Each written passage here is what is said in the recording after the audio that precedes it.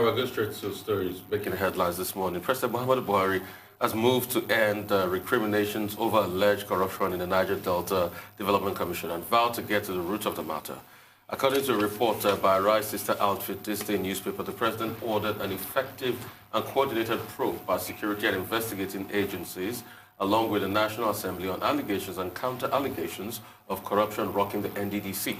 The president said in Abuja that the coordinated probe had become imperative in the view of the federal government's efforts to bring sanity, transparency, and accountability to the management of huge resource being allocated to develop the Niger Delta. The Minister of Niger Delta, Senator Godswill Akpabio, and former acting managing director of the NDDC, Mrs. Joy Nunez, have since last week been trading accusations over the sleaze in the commission.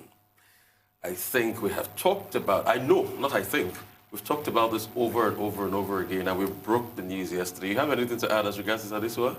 Yeah, because yesterday I was raising the issue of how the presidency has been seemingly mum over the controversy so far, and the silence has been deafening. But it's good to see that the president has finally said something, although some would say he also stopped short of the incident yesterday at Joy Nunez's house, yeah, the invasion by the security operatives. And I see that we've brought in the National Assembly into this. It's very critical. Because just yesterday, as that drama was ongoing, there was another drama at the National Assembly, yeah, where the acting managing director of the commission walked out of the House committee. Yeah, he said that the chair of the committee should not be sitting on that matter because there's been allegations against him by the NDDC.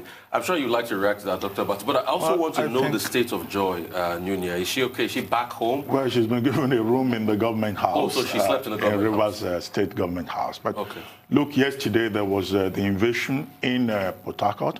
There was also the sordid drama at the House of Representatives Committee on NDDC. The incident that Adesuwa referred to. Now, both incidents didn't look good. So it was important that the president had to speak up and intervene. Because what people must realize is that at the end of the day, this ugliness that you're witnessing about and around the NDDC will reflect, negatively on the administration. And the timing of the president's intervention, I think, couldn't have been more auspicious. And what the president was doing, more or less, was to read the Riot Act, maybe not in so explicit terms, but that his statement reminds everyone of what the major objective is, which is the forensic audit of the NDDC must continue because government is committed to it, because government's priority is not the personality clashes, but transparency, effectiveness, and the credibility of the NDDC. That point came out very strongly. The second point that came out very strongly is that the president has also given a directive that the investigating agencies, the security agencies, should try to investigate what is going on at the NDDC. And there is a lot, perhaps, that we do not know. Because there are persons who hold the view that, look, in Nigeria, when you find people quarreling among themselves, then maybe it's even an attempt at a cover-up. And look at what happened at the House of Reps Committee on the NDDC yesterday, when the interim chairman of the NDDC had to walk out with his staff. And there was an altercation between the chairman and some other member of that committee on the issue of whether the chairperson of that committee, Honorable Olubumetu is a fit and proper person to preside over a matter in which he is said to be an interested party. So the president, I think, beyond the statement... I think there's been a warrant for the arrest of the... Well, no, the House is saying, the House of Reps Committee is saying that they're going to issue a warrant of arrest for Professor Ponde, who is the acting chairman of the NDDC. But if you go back, I think government may probably also have a blame in this. You recall all that process in 2019. A board was constituted. That board was approved by the National Assembly. And then all of a sudden, an interim management committee was set up. And then the board was then disbanded. And then you have an interim management committee that has been fighting. Originally, you recall that Joy Nuye was actually the choice of Senator Godswill Akpabio. The argument at that time was, look, the two of them, you know, they had a good working relationship. So what exactly went wrong? We've heard from both sides, but we're probably not in a position to say this is the truth. Yes. The president's order, as regards investigation, will probably reveal a lot more for the benefit of Nigerians who have the right to know. And I think for the interest of peace, and most importantly, for the interest of the people of the Niger Delta that are suffering, I think we should just end this on time and probably look at the structure of the NDDC again and see if we can reboot. You know, I've argued constantly that do we need SPVs, do we need special purpose vehicles? But like you said, sometimes we need them, because I saw the rule of UMPADEC, you know, that snowballed into the NDDC. It was this same discrepancies that happened in UMPADEC. I mean, maybe not this way anyway. But the most important thing here we should be thinking about is the people of the Niger, the people to do their businesses, the people that can't go about their livelihoods. And that's why I'm excited the president or the presidency has said they will look into these investigations that were made, and everybody should shake their swords. I know it's good for television, all the drama and all of that, but we also want the lives of people in the NDDC, and the Niger Delta to matter. That's more important. We'll go for... Okay. Well, I think we should also note the fact that the governors of the Niger Delta area, they've spoken up on this, and they've said that the forensic audit is very important. Yes. So it's good to see a meeting of minds between the presidency and also the various governors in the Niger Delta, because it's suspicion that, look, all of this drama is being staged in order to cover up things or to frustrate the forensic audit. I mean, the members of the interim national committee, interim management committee of the NDDC, they've been alleging that, in fact, members of the National Assembly are part of the problem, because many members of the National Assembly, members of the committees on the NDDC, are the ones taking most of the contracts, and that they are the ones that are most guilty of the infractions that are being investigated. And that's why there must be an independent audit. I think the president, in that statement that was issued, there was a reference to independent audit.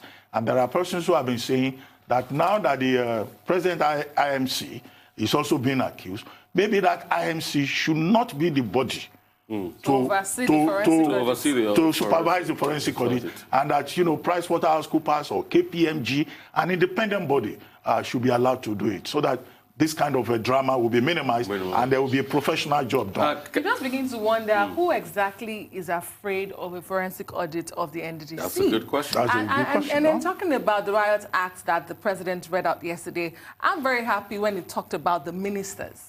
Because time and time again, we've seen in recent times, the ministers under this administration seem to have become lords over themselves and have dragged themselves into some really, really controversial matters. So for the president to mention that, I think many Nigerians would be happy, because at the start of this second term or during the election, you know, he had been criticized of leaving ministers who were underperforming in the first term, and he promised that this time around it won't be business as usual. We will evaluate their performances. So I think it's time for the president to do that. I mean, we'll watch as this unfolds. I'm excited about what's happening. Well, it's time now for a short break on the morning show.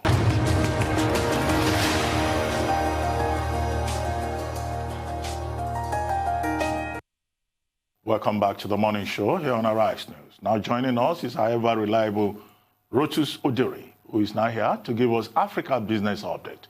Good morning, Rotus. Good morning, Doctor. Good morning, Adesuwa, and good morning, Rufai. How are you guys doing? So we kick things off. There's a special that Arise News has on the cargo flights actually having some measure of success during the COVID-19 pandemic. Arise correspondent in the UK, Deborah Hatfield, there she is. She was talking about this. Now, this has she's looking at it globally, but there is an African angle to this, to where there have been some African African cargo airlines that have spoken about the fact that they've been able to stay alive thanks to cargo flights, mostly delivering supplies, the PPEs and so on, because of the pandemic. So cargo flights have actually seen a measure of success to some degree, not completely, while passenger flights, of course, have suffered. So I implore all our viewers to check out that special package from Arise News with our UK correspondent, Deborah Hatfield. We move on to gold. The federal government of Nigeria is hoping to, with a new initiative, to not only add to the central bank reserves for gold, but also to provide, to raise revenue. It's an initiative called PAGMI. It's actually on the front page of our sister publication, today's This Day newspaper. If we look at, let's take a look at the summary there for PAGMI. PAGMI is the Presidential Artisanal Gold Mining Development Initiative, and it seeks to boost the Nigerian economy. Now, why? Between 2012 to 2018, about $3 billion worth of gold was smuggled out of Nigeria. Federal government is like, no, we need to, that money needs to stay in here.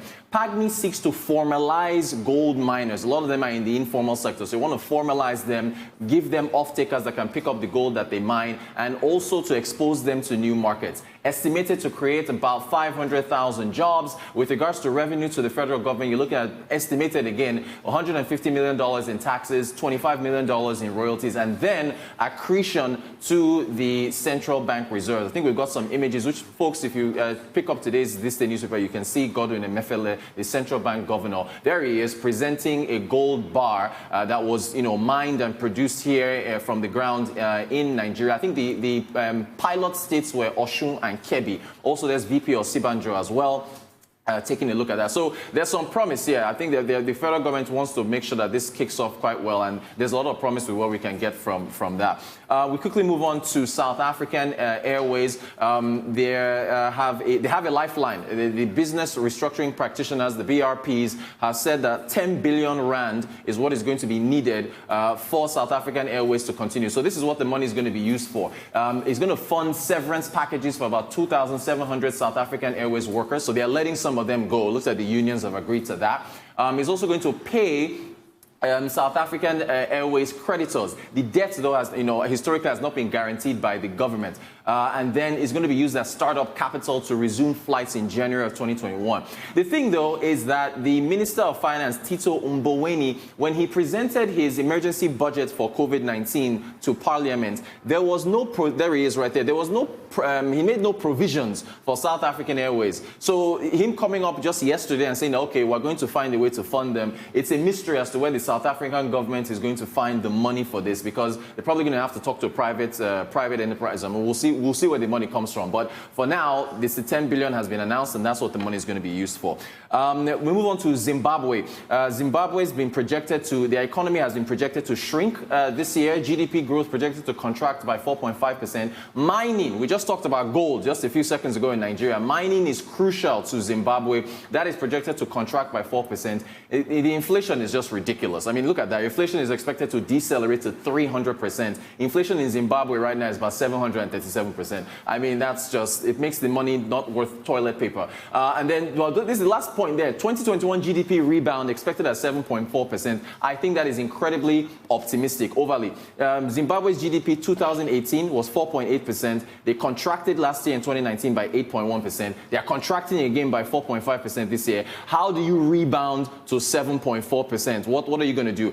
Zimbabwe has faced droughts, climate change related droughts. I think we have some images of some, look at that. They've been devastated by droughts, which has affected their food supply, causing famine, causing hunger. They've also been suffering lots of strikes. The medical folks, the doctors there say they want to be paid in dollars because inflation makes their local currency practically worthless. The government said we don't have the dollars to pay you. They've tried to increase their pay. So they are facing a lot of issues, including foreign exchange challenge. You can see there, no US dollar, no work. They have, the medical folks are saying they have to be paid in dollars there. And then finally to Zambia. Zambia National Commercial Bank, Zanaco, that's their CEO, Hank Mulder. They are going into microfinance services in Zambia. They want to be able to, it's part of their digital strategy to provide loans, savings to poor households. So we're going to see how that works out. But they want to use technology and digital services in order, a digital strategy in order to provide, increased financial inclusion over in Zambia.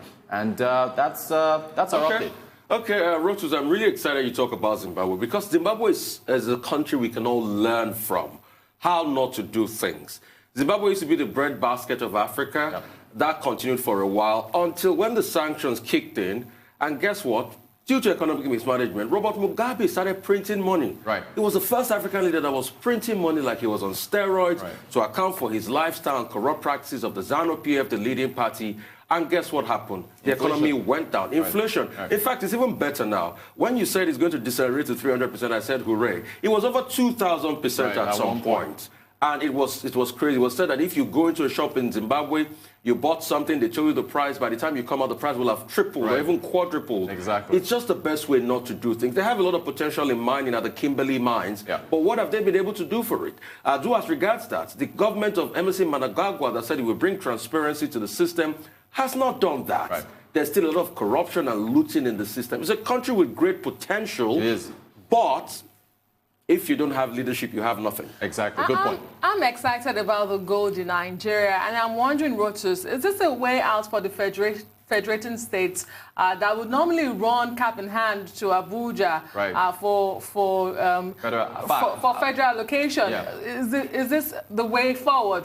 Precious materials. It is. It is. I mean, if you think about precious metals as to how they can preserve purchasing power for investors, we've talked to the analysts about that. It is definitely a way for them to earn revenue. It is definitely an outlet for them. There's a lot of potential there, so the states should be really excited. Well, except that mineral resources in Nigeria are under the control of the federal government. Exactly. But it's a very good development to see that we're now, organizing the gold mining process much better.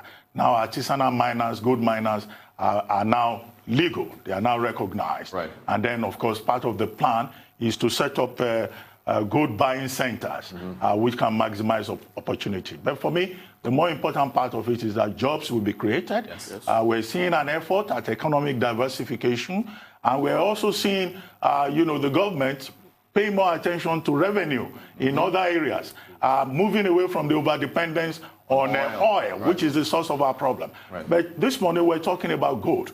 In over 500 locations, Nigeria has precious materials, from columbite to whatever, to coal to iron and all of that. So I think we need to take a more comprehensive look at the mining sector and see how many of these precious materials can be properly harnessed. However, with regard to the states, for me, the major point is about the ecological dimension of it. If you are doing radioactive mining, how do you protect the interest of the people in the environment? As we saw in parts of the Northwest and also in Plateau State with the tin, lead poison. Yes, lead poison in Zamfara. Yes. So that, for me, is the issue. But it's good to see that we will earn more revenue. It's good. And one thing I just quickly want to say is, are we working at keeping the Chinese out of this? You know why? Because if you go to most of these mine sites in Nigeria, you have Chinese people that are mining these things and taking it out illegally. Yeah. So are we putting them on the process? What security measures are we creating to avert this? Because we need the technical expertise of the Chinese, though. We need that. But you are right, Rufai. I think with the government focusing exclusively on this, the legal side will come into where they can't take it out illegally. But we need their technical expertise. Great. Well, thank you very much. Thank you. All right, moving on now to business update. Michael Wilson joins us from London. Good morning, Michael. Morning. So Asian shares eking out very small gains, really, and European markets, and as far as US futures are concerned as well, relatively flat. One of those reasons being there's a big meeting today about the European Recovery Fund. I'll come on to that slightly later. Let's just talk about what happened yesterday, that data from China. Now, normally, it has a big impact on the markets, but it didn't yesterday. According to the Beijing administration, and according to is a little phrase that's used very regularly about statistics we get out of China. The economy grew by 11.5% in the second quarter. That was a remarkable rebound from the 9.8% decline that was posted in the first quarter. But retail sales and fixed asset management actually disappointed, quite honestly. So therefore, you might be wise and question whether those GDP figures are actually accurate. But that's something for nitpicking economists to do, of which I am not. Further evidence of the US economy rebounding yesterday. Their retail sales, a huge increase, up 7.5%. It topped the 5% forecast that economists had been making. The May reading of 17.7% was a record, but even that was revised higher to 18.2%. But contrast that with, of course, a number of states which are effectively closed down in the United States. So that could certainly dampen the recovery. There was employment data, too, from the United States. Very so what, actually. The weekly first-time filers fell very, very slightly. It looks like 400,000 people have gone back to work in the United States.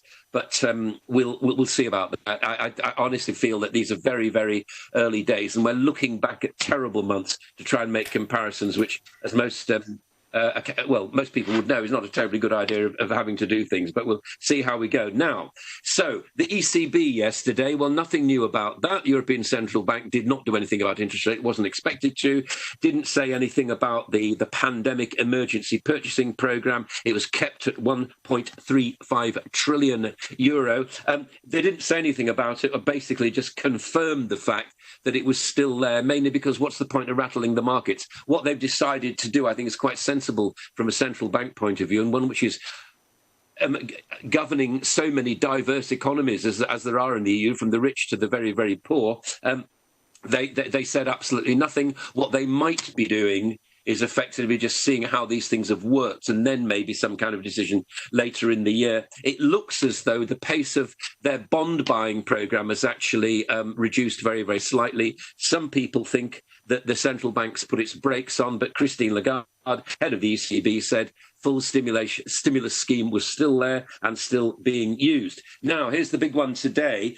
European leaders are meeting to finalise the detail of this 750 billion euro recovery fund, which is being touted as a game changer for the failing economies, or the recessed economies, if I can put it like that, in the EU. Now, as I've said many times before on this programme, the Frugal Four, which includes Austria and the Netherlands, and the threat of a Hungarian veto are actually not adding up to any agreement actually being reached, but maybe it will. Maybe what happens in Europe is that everything goes right to the end of the line and suddenly you get a result. Let's see. But it's the rescue fund that's really getting on traders' minds right now. The thought is that 500 of that will be handed out in grants, and the remaining 250 billion in loans. Now, the Frugal Four don't like that. They say the whole thing should be a loan, because what's the point of shelling out money just like that? And it will go to the likes of Spain and Italy. They will certainly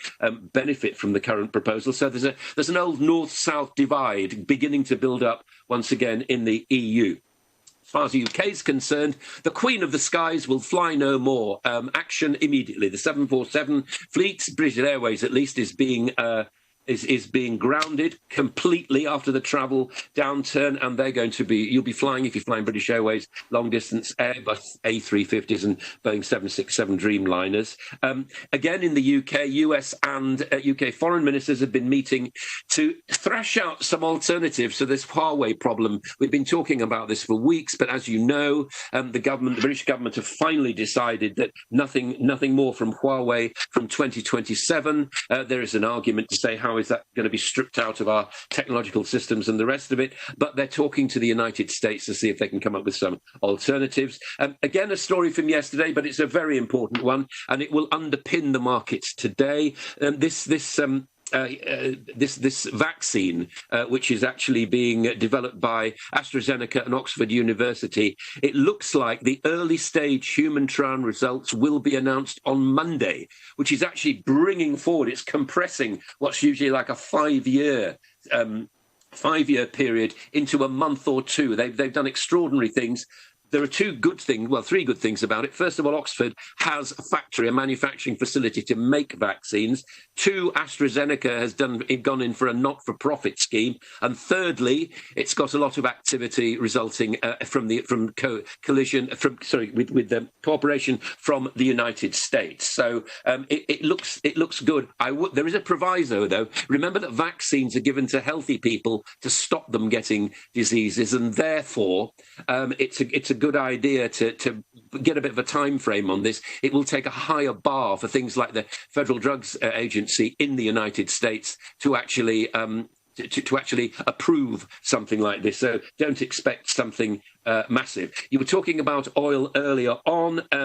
Again, slight increase in the oil price. OPEC Plus, we know what they did. They decided to soften out the cuts they'd made in production, but obviously a lot of the OPEC Plus members have been doing their own thing as they normally do, and they have until to October to come back in line. We'll see how that hits the markets. And finally, iron ore.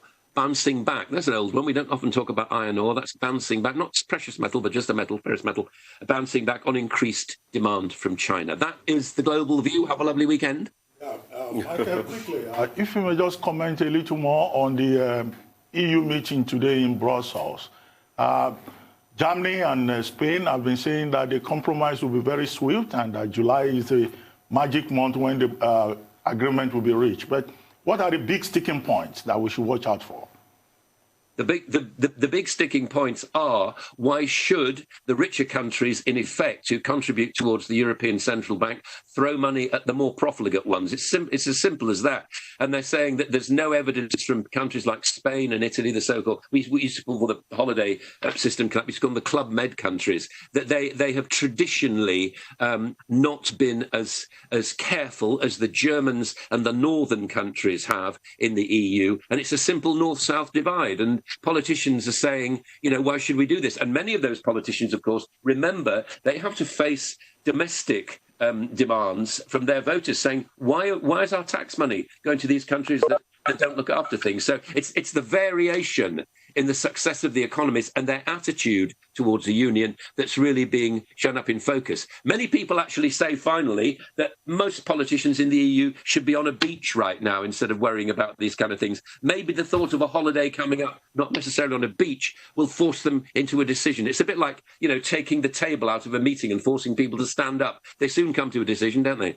Thank you very much, Michael Wilson. Thank you very much indeed. Now for an update on COVID-19 pandemic.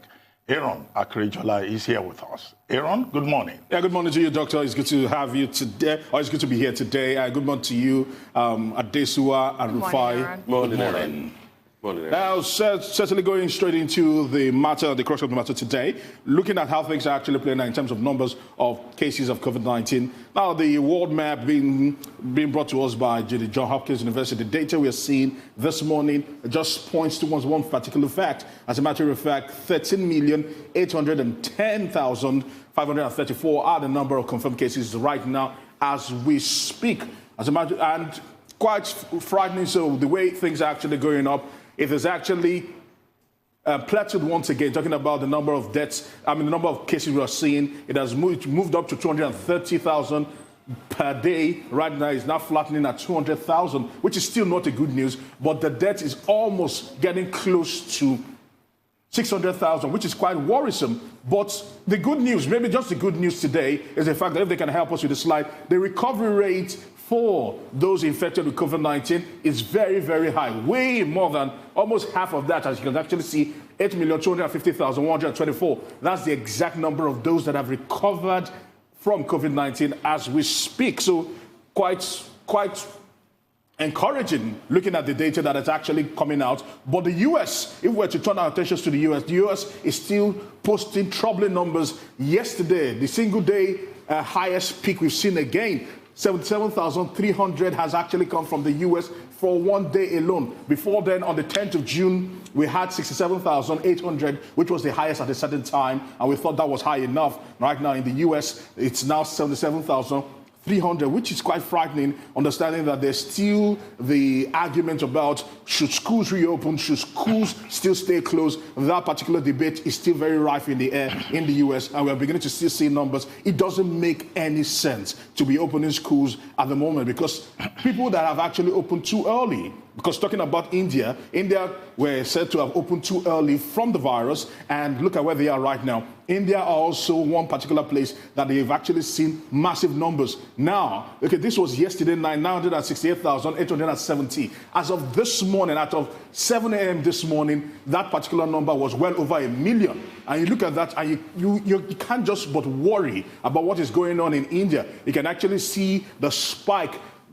They barely had a case in March. Now, from April, things started picking up, and it has not looked back ever since. And they're blaming it on the fact that since there was a lockdown and a heavy lockdown for about 3 months, we saw people who were majorly laborers in the major cities actually move back to the hinterland, and that just spread the virus. And right now, India, which they are claiming that are still under testing, are still showing heavy numbers at the moment. Same as Brazil. If we turn our attention to Brazil, what is happening in Brazil is also quite frightening, understanding that they said they did a model. Some doctors in Brazil did a model and used that to look at the number of deaths that have been recorded. And they said that the official figure right now stands at over 2 million. But they're claiming that the actual figure is as much as 10 million in Brazil, which is quite frightening to me, and understanding that Brazil also have been under testing, and there will be criticism about the approach that the cavalier approach that the president Jair Bolsonaro, who was tested twice for COVID-19, has taken towards COVID-19, and also the state everything has been disjointed in Brazil, and I fear for those people in the Latin region, because right now things are really moving out of hand. Although you can actually see the number of active cases right now, which is just over 500,000, and those 562,823 in mild condition and 8,318 in serious or critical conditions. Now the problem is this: hospital beds are scarce, and they're trying to create more hospital beds, but hospital beds are scarce, and the hospitals are beginning to fill up once again, which is quite frightening. But before I come to you guys quickly, something quite troubling is actually going on. Michael Wilson was speaking about Oxford University and AstraZeneca, and right now they have been a major target. We know that the Russian intelligence, there are reports that the Russian intelligence, through their hackers, all right, codename Fancy Bear and Cozy Bear. All right, Fancy Bear, known as the ATP-29, they were involved in the they were involved in the democratic email leaks in 2016. And right now we are hearing that they've tried to gain data, especially because they've tried to touch on places in the US, in Canada, but they've majorly zoned in to what is happening with the Oxford University and AstraZeneca, trying to gain those data, not to sabotage the project, but rather to use that to also help themselves in gaining a foothold and gaining a step ahead in the race to get a vaccine. At the moment, they are trying to be for security. We're beginning to see security lapses here and there. Twitter the other day, right now we're hearing that Russian hackers are heavily targeting these companies and this data to help themselves get a foothold, and hopefully they might be able to win the race, because they say they don't want to be at the mercy of the West when it comes to getting vaccines, because at the moment the list is long. You and I know this. The UK will certainly get the first batch of those 2 billion that AstraZeneca are promising. Then the US has also pumped in 1.2 billion to help the funding and help the research of AstraZeneca, and at the same time Oxford University, and they are being promised almost 300 million doses of those vaccines. And at the moment you look at that and you say to yourself, it's quite worrying. Where we've been speaking about solidarity in the fight against COVID-19, we're having some people trying to cheat and actually cut corners in the race to get that vaccine for themselves and themselves alone. But of course Russia has denied it. Russia says this is not true. But the Americans that are accusing Russia claim that as far back as maybe 2 months ago, they saw traces of an attempt by Russian hackers to compromise their own, research data system. But that in any case, nothing was taken out. And you are right, the analysis is that Russia doesn't want to be at the mercy of the West when eventually a vaccine is on the table. And they want to be independent. But all of that is still in the realm of speculation, as it were. But of course, the Russians, they don't seem to have a very good reputation when it comes to, looking for intelligence. And also China. China has also been accused. The Americans have also accused Iran of intelligence theft. But the point you made that I find attractive is the point about global solidarity, which is the position of the WHO. Yeah. But what we have seen with the race for vaccine is that the politics of the pandemic has become part of the scientific research process. But if there is global solidarity, it will be for the benefit of the whole of humanity.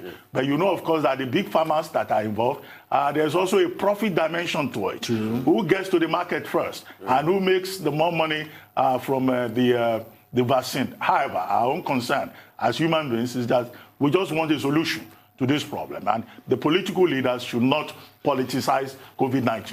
All right, just quickly, since we'll be talking about vaccines, Nigeria is almost not left out. A particular Professor Christian Happy, who has a center in the Redeemers University in Ede, yes, is actually saying that he's actually promising that he too is almost close to discovering a vaccine for COVID-19, leveraging on the researches he had done for Lassa fever, for Ebola, and that is looking very, very promising. I mean, that's good news. But yes, I would like to thank you for that, Aaron. Thank you so much for your time. But that's some good news.